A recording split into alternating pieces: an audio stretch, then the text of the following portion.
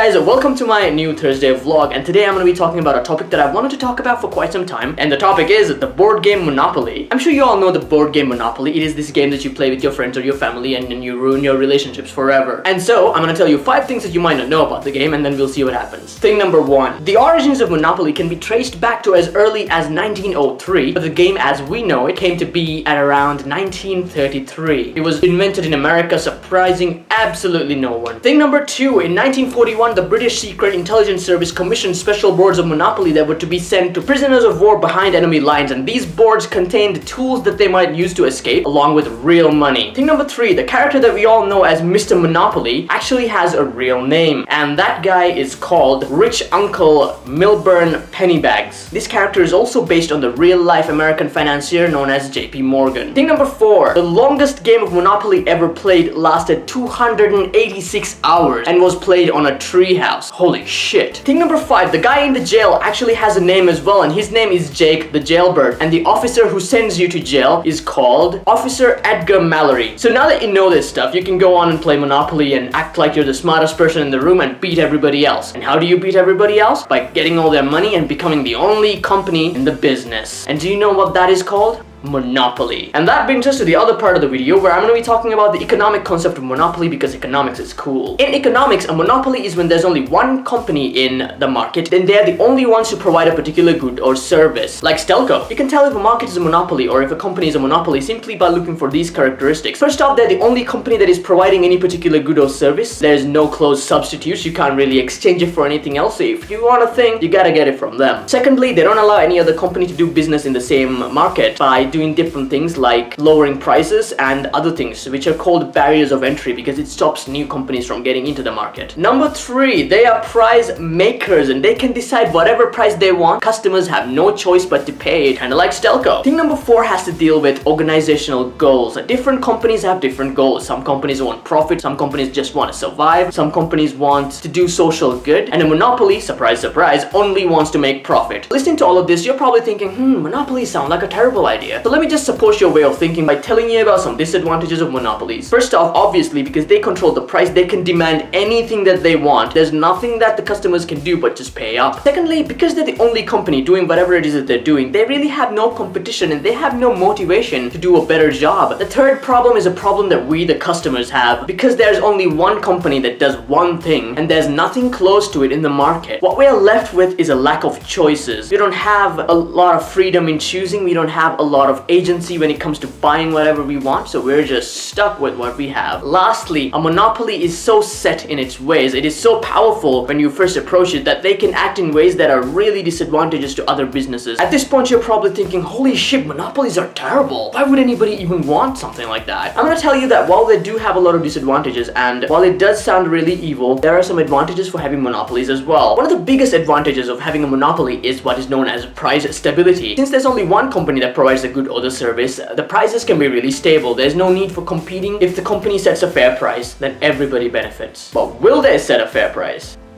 Another advantage of the monopoly is that it is very beneficial for a company. In fact, I would go as far as to say that every company out there probably secretly wishes that it was a monopoly, so that it could make profits by the buttload. A third advantage could be that basically because a monopoly is making it rain money, they could spend a lot of that money on research and development to make better products or provide better services and just help people. They could potentially do that. But will they do that?